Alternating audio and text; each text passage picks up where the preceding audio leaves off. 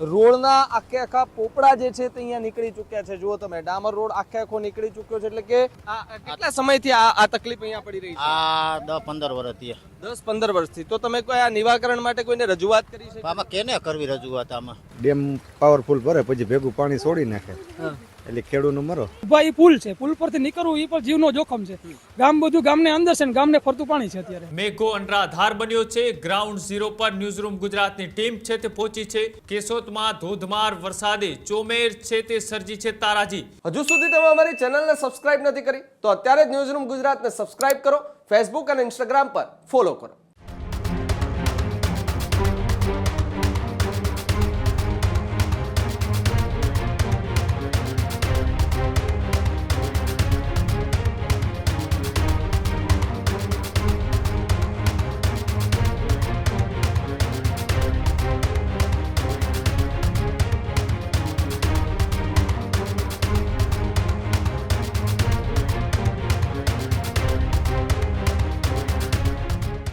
હવે આગળ વાત કરીએ, સૌરાષ્ટ્ર ઉપર મેઘ તાંડવ છે તે જોવા મળી રહ્યો છે। મુસળધાર વરસાદ છે તે પડી રહ્યો છે। તેની વચ્ચે સૌરાષ્ટ્રમાં મેઘો અનરાધાર બન્યો છે। ગ્રાઉન્ડ ઝીરો પર ન્યૂઝરૂમ ગુજરાતની ટીમ છે તે પહોંચી છે। માંગરોળ કેશોદમાં પૂરની સ્થિતિ વચ્ચે ગ્રાઉન્ડ ઝીરો પર ન્યૂઝરૂમ ગુજરાતની ટીમ પહોંચી। કેશોદમાં ધોધમાર વરસાદે ચોમેર છે તે સર્જી છે તારાજી। કેશોદ નજીક મંગલપુર ગામે જળબંબાકાર જેવી સ્થિતિ સર્જાય છે। ન્યૂઝરૂમ ગુજરાત સંવાદદાતા ભાવિક સુદ્રાનો ગ્રાઉન્ડ ઝીરો રિપોર્ટ કે જ્યાં ખારો કોઝવે પરથી પાણીનો પ્રવાહ વધતા સંપર્કો છે તે ગામના કપાયા છે। સાથે સ્થાનિકોમાં કોઝવેની કામગીરીને લઈ સ્થાનિકો ત્યારે આક્રોશમાં છે। ચોમાસાએ સર્જી તારાજી અને સ્થાનિકોને હેરાન પરેશાન થવાનો વારો આવ્યો છે। જે રીતના અચાનક ગણતરીની કલાકોની અંદર 20-22 ઇંચ જેટલો વરસાદ એ માંગરોળ કેશોદ સહિતના વિસ્તારોની અંદર પડ્યો છે એની આ તસવીર છે। અને ન્યૂઝરૂમ ગુજરાતની ટીમે ગ્રાઉન્ડ ઝીરો ઉપર પહોંચી છે। કેવા દ્રશ્યો છે, કેવી હાલાકી લોકોને પડી રહી છે, આવો જોઈએ। તો જે રીતે આપને પહેલા એ દ્રશ્ય પણ બતાવવાના પ્રયાસ કરું કે જ્યાં કેશોદ અને આસપાસના વિસ્તારોની અંદર ભારે વરસાદ બાદની આ સ્થિતિ આપને દેખાતી હશે કે જ્યાં કોઝવે છે એ આખે આખો કોઝવે ધોવાયો છે। રોડના આખે આખા પોપડા જે છે તે અહીંયા નીકળી ચૂક્યા છે। જુઓ તમે, ડામર રોડ આખે આખો નીકળી ચૂક્યો છે। એટલે કે તમે વિચાર કરી શકો કે પાણી કેટલી ફ્લોથી જે છે તે અહીંયાથી પસાર થતું હતું।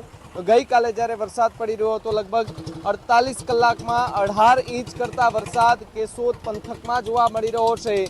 અને જેના કારણે ઠેર ઠેર જગ્યાએ પાણીના ભરાવાઓ જે છે તે વધતા જોવા મળી રહ્યા છે। જે કોઝવે પરથી લોકો જે છે તે પોતાના જીવના જોખમે અત્યારે અહીંયાથી ખાસ કરીને નીકળતા જે છે તે જોવા મળી રહ્યા છે। પાણીનો પ્રવાહ જે છે તે અત્યારે ઘટી ચૂક્યો છે, પરંતુ છેલ્લા 24 કલાકથી જે વરસી રહેલા અવિરત વરસાદને કારણે આ જે કોઝવે છે તે કોઝવે આખે આખો ધોવાઈ ગયો છે। જેના પર હવે આ પાણી જે છે તે સીધું જે નદીઓમાં જે છે તે પડતું જોવા મળી રહ્યું છે। કેટલાક લોકોમાં એક ડર પણ છે કે અહીંયાથી નીકળશું અને કોઈ અકસ્માત થશે તો રોડ આખે આખો નીકળી ચૂક્યો છે। હરેક વખતે અહીંયાના લોકો સાથે એ વાતચીત કરવાના પ્રયાસ કર્યા તો તેમને દ્વારા પણ કહેવામાં આવ્યું કે અમે અનેક વખત અહીંયા માંગણી કરી છે કે અહીંયાથી એક પુલ બનાવી દેવામાં આવે જેથી કરીને આવી જે ચોમાસાની જે સમસ્યા છે એ સમસ્યાનું નિરાકરણ આવી શકે, પરંતુ અત્યાર સુધી કોઈ પણ જાતનું કામકાજ જે છે તે બ્રિજ માટે નથી કરવામાં આવતું। લોકોને હર વખતે ચોમાસામાં આ જ પ્રકારની મુશ્કેલીનો જે છે તે અહીંયા સામનો કરવો પડી રહ્યો છે। અને અત્યારે પણ તમે જોઈ શકો છો કે મોટી સંખ્યામાં વાહન ચાલકો જે છે તે અહીંયાથી પસાર થતા પણ જોવા મળી રહ્યા છે। ત્યાં તમને જે માપ પટ્ટી અહીંયા દેખાઈ રહી છે કે જેની અંદર કેટલા ફૂટ સુધી પાણી જઈ શકે તેનું એક માપ જે છે તે અહીંયા દેવામાં આવે છે। એટલે કે 1 ફૂટ, 2 ફૂટ, 3 ફૂટ, 4 ફૂટ અને 5 ફૂટ આ કોઝવે પરથી કેટલા ફૂટ સુધી પાણી જાય છે તે અહીંયા જે છે તે નિશાન પણ દર્શાવવામાં આવ્યા છે। જો કે અહીંયા કોઈ પણ જાતનું એવું બેરિકેડિંગ પણ જે છે તે નથી કરવામાં આવ્યું કે અહીંયાના લોકો જે છે તેને સાવચેતીના ભાગરૂપે કોઈ પણ જાતનું બેરિકેડિંગ પણ અહીંયા નથી કરવામાં આવ્યું। ખાસ કરીને રાહદારીઓ જે છે તે હેરાન પરેશાન જે છે તે થતા પણ જોવા મળી રહ્યા છે। ખાસ કરીને અહીંયા વાત કરવામાં આવે તો રાહદારીઓ જે છે તે તેમની સાથે પણ વાત કરવાનો જે છે તે પ્રયાસ કરીશું અને જાણવાનો પ્રયાસ કરીશું કે કેટલા સમયથી આ મુશ્કેલી જે છે તેનો સામનો અહીંના લોકો જે છે તે ખાસ કરીને કરી રહ્યા છે। જે આ રસ્તા પરથી રોજના હજારો વાહનો જે છે તે પસાર થાય છે। જે હજારો વાહનો પસાર થાય છે તે વાહન ચાલકો હેરાન પરેશાન જે છે તે થઈ જતા જોવા મળતા હોય છે। ત્યારે જે રાહદારીઓ આવી રહ્યા છે તેમની સાથે વાત કરવાનો એ પ્રયાસ પણ આપણે કરીએ કે એમને એ શું લાગી રહ્યું છે અહીંયાથી. કાકા કેવી મુશ્કેલી પડી રહી છે અહીંયા? એની વાત પૂછોમાં હાન ન તો એની વાત પૂછોમાં. અરે આ કેટલા સમયથી આ તકલીફ અહીંયા પડી રહી છે? આ 10-15 વર્ષ થયા. 10-15 વર્ષથી. તો તમે કોઈ આ નિવારણ માટે કોઈને રજૂઆત કરી છે? આમાં કેને કરવી રજૂઆત? આમાં દર વર્ષે આ જ રીતે એટલા રોડમાં તો હલાતું નથી. એમાં 2 વ્હીલ 4 વ્હીલ વાળાને બહુ તકલીફ પડે. તો ગઈકાલે આટલો વરસાદ પડ્યો 18 ઇંચ જેટલો તમારા વિસ્તારમાં, કેવી પરિસ્થિતિ હતી? અત્યારે તો જો કે પાણી ઓછું થઈ ગયું. ઓછું થઈ ગયું પણ બહુ અમારે આખી રાત બંધ રોડ હતો. અને આગળ કેવી ખરાબ પરિસ્થિતિ છે અત્યારે? આગળ તો બધા આઈથી તો પૂરું નીકળે એમ જ નથી.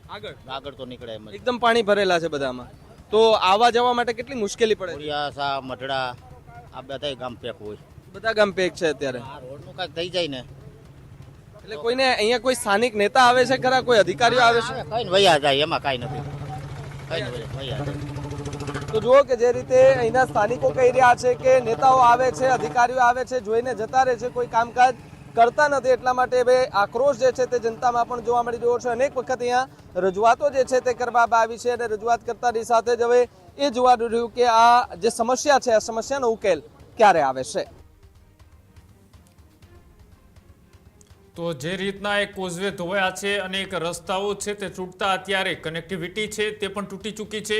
અચાનક 22 ઇંચ જેટલો એ વરસાદ છે તે માંગરોળના આસપાસના પંથકોમાં પડ્યો છે. તેના કારણે લોકોનું જનજીવન છે તે પણ ખોરવાયું છે. સાથે સાથે ત્યાં જે કોઝવે ઉપરથી પસાર થતા લોકો પણ અત્યારે આક્રોશિત દેખાઈ રહ્યા છે.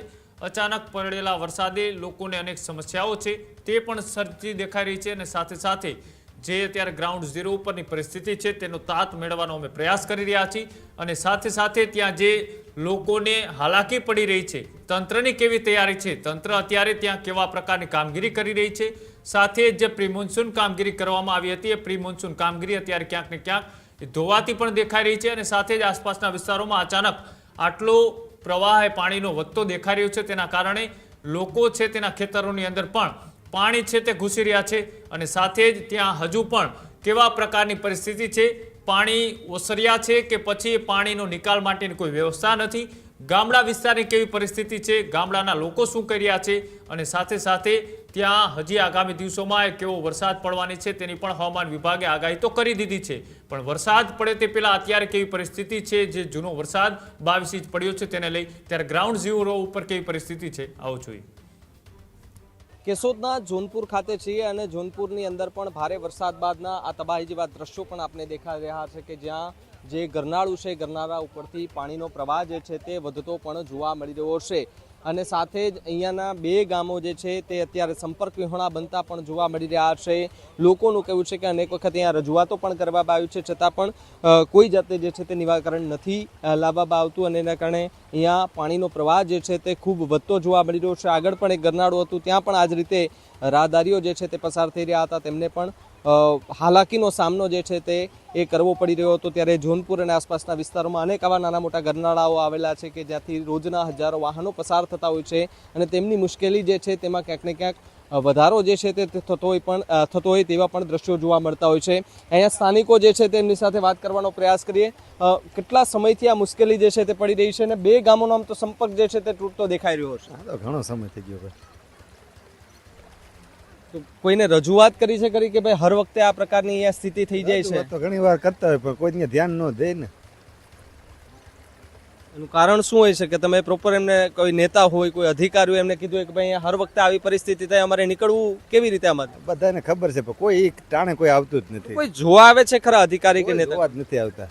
એટલે આ નો આઈને આવવું પડે, ફરજ નથી એની સરકારની, ગવર્મેન્ટની.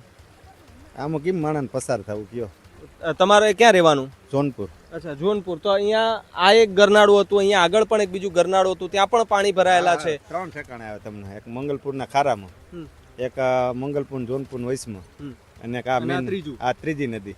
તો આજે તો વરસાદ ઓછો છે. ગઈકાલે જ્યારે વરસાદ 18 ઇંચ જેટલો પડ્યો આ વિસ્તારમાં, તો કેવી સ્થિતિ હતી આ વિસ્તારમાં? સ્થિતિ ખરાબ. ડેમ પાવરફુલ ભરે પછી ભેગું પાણી છોડી નાખે એટલે ખેડૂતનો મરો. તો અહીંયા જે ખેડૂતો છે એક તરફ રાહ જોઈને બેઠા હતા કે ભાઈ સારો વરસાદ થાય તો, અને અચાનક આવું પાણી આવે તો ખેડૂતોને કેટલી મુશ્કેલી? મુશ્કેલ તો થાય ને યાર, પૂરેપૂરી. શું તંત્રને અપીલ કરશો, અહીંના જે સ્થાનિક તંત્ર છે એમને? અપીલ બીજું આ પાણી ભેગું કરે એ નડે. તો આના નિકાલ માટેની શું વ્યવસ્થા હોઈ શકે તમારા હિસાબે? કારણ કે અહીંયા અનેક વખતે આપણે જોયું છે નદી ઊંડિયું ને પોળ્યું, બીજું કંઈ ન થાય. એટલે નદી ઊંડી કરવી પડે અને પોળી કરવી પડે. અનેક વખત રજૂઆત કરીએ છીએ. ઘણી વખત અન્ય બીજા લોકો છે તેમની જોડે પણ જે છે તે વાત કરવાનો ખાસ કરીને પ્રયાસ જે છે તે કરીએ અને જાણીએ કે શું કહી રહ્યા છે. કેટલા સમયથી આ પ્રકારની મુશ્કેલી જે છે તેનો સામનો કરવો પડી રહ્યો છે? આ વર્ષની અંદર 36 કલાક થઈ ગઈ છે આ પાણી આવ્યું અને 36 કલાક પહેલા આ બધા ગામ ખુલ્લા હતા. 36 કલાક પછી જોનપુરની આગળના ગામ છે બધા સંપર્ક વિહોણા થઈ ગયા છે. એટલે અંદાજિત કેટલા ગામો છે કે જે આ જોનપુર અને આસપાસના વિસ્તારોના સંપર્ક વિહોણા થયા હોય? જોનપુરથી આ ગામ રસ્તો છે 15 થી 20 ગામનો રસ્તો લાગે છે. અને આપણે જ્યાં જે રસ્તે ઊભા છે આ કેટલા ગામને જોડતો રસ્તો? 20 ગામને જોડે છે. તો 20 ગામના લોકો છે અત્યારે કઈ રીતે પસાર થવું પડે છે એમને? એ લોકોને પસાર થવું હોય ને બહુ મુશ્કેલીનો સામનો કરવો પડે. અહીંયાથી જે આપણે ઊભા એ પુલ છે, પુલ પરથી નીકળવું એ પણ જીવનો જોખમ છે. ગામ બધું ગામને અંદર છે ને ગામને ફરતું પાણી છે અત્યારે. તો આમના નિકાલ માટે કોઈ રજૂઆતો તમે કરેલી છે ખરી કોઈને, અધિકારીને કે કોઈ નેતાઓને, કે ભાઈ અહીંયા હર વર્ષે આ પ્રકારની તકલીફ થાય છે તો કોઈ અહીંયા આવીને એકવાર તમે નિરીક્ષણ કરો, જુઓ તો ખબર પડે? સરકાર વાતો કરે જ છે નદી ઊંડી કરવા, નદી ઊંડી કરે એટલે અમારો પ્રશ્ન સોલ્વ થઈ જાય છે. હજી કઈ પણ નદી ઊંડી કરવાની તો ઘણા લાંબા સમયથી વાતો છે. હજી થઈ નથી. થઈ નદી ઊંડી થઈ જાય એટલે આ પાણી ઉપર આવતું બંધ થઈ જાય, સીધું નદીના અંદર ઉઈ જાય છે. એક તરફ ખેડૂતો વરસાદની રાહ જોઈને બેઠા હતા. વરસાદ ખૂબ મોડો પડ્યો છે, 15 દિવસ જેટલો મોડો પડ્યો અને અચાનક આ જ પ્રકારની જો સ્થિતિ થાય તો ખેડૂતો માટે પડ્યા ઉપર પાટા જેવી સ્થિતિ થાય. હા, પડ્યા ઉપર પાટા જેવું છે. અત્યારે જે મગફળી વવાઈ ગઈ છે તમામ મગફળી ધોવાઈ જાય. તો પછી ખેડૂતોનું શું? ખેડૂતોને શું આપવીતી છે અત્યારે? અહીં શું કહી રહ્યા છે આસપાસના લોકો? ખેડૂતો માથે ઉડીને રોવે છે, બીજું શું કરે અત્યારે? એક બાજુ વરસાદ થતો નતો, હવે થયો તો બહુ બબલક થયો. એને હિસાબે જે મગફળી વાવી હતી, ઓરવીને વાવી હતી, એ બધી ધોવાઈ ગઈ છે. તો આપણે એક માની લઈએ કે ભાઈ ઉપરવાસમાંથી જે પાણીનો નિકાલ કરવામાં આવે છે તો ત્યાં એ રોકી રાખવા માટે કોઈ એવી કોઈ સુવિધા કરવામાં આવે તો શું લાગે છે કે અહીંયા આટલી તકલીફ પડે છે એ બાદ થોડી ઓછી થાય? એ ડેમમાં રોકી રાખે ને એક સાથે દરવાજા ના ખોલે તો આ પોઝિશન ના થાય. એક સાથે કેટલા દરવાજો ખોલી નાખે? આ પહેલો જ વરસાદ હતી આ પહેલો જ વરસાદ છે. 12 દરવાજા લગભગ ખોલેલા છે અંદાજે. પછી એક સાથે 12 દરવાજા એક સાથે 12 ટૂંકમાં ખુલ્લા જ હતા. એટલે આ જ્યારે દરવાજા ખોલે છે ત્યારે કોઈને જાણ કરવામાં આવે છે કે ભાઈ દરવાજા ખોલવામાં આવશે, પાણી અહીંયા આવશે, તમારા ઘર, તમારું જે ઘર વખરીનો સામાન બધી સાવચેતીના ભાગરૂપે સાચવી રાખજો? એ સરપંચને જાણ કરવામાં આવશે, બીજા આમ પબ્લિકને જાણ કરવામાં ના આવે. તમારા સુધી કેવી રીતે માહિતી પહોંચે આ બધા? પાણી આવે ત્યારે ખબર પડે કે પાણી આવી ગયું છે. તો પછી ઘરમાં જ્યારે પાણી ઘૂસવાની તૈયારી હોય તો બધું કેવી રીતે તમે સામાન સાચવવાનું? અમુક સામાન પલળી જાય છે યાર. બાકી જે ઊંચા ઉપર ઢોરા ઉપર લઈ જવા તો એ લઈ જવાય, બાકી અમુક સામાન પલળી જાય છે.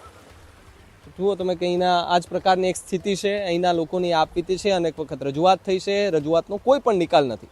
નદીને પોળી કરવાની વાત હોય, નદીને ઊંડી કરવાની વાત હોય, માત્ર ને માત્ર વાતો થતી હોય તે પ્રકારના દાવાઓ, માત્ર ને માત્ર એવું દાવાઓ જે છે તે થતા જોવા મળી રહ્યા છે. ત્યારે અહીંના સ્થાનિકો જે છે તેમની સાથે વાત કરવાનો પ્રયાસ કરી અને જોનપુરને આસપાસનો જે વિસ્તાર છે લગભગ પાણીની અંદર એ બેટમાં ફેરવાયેલો છે.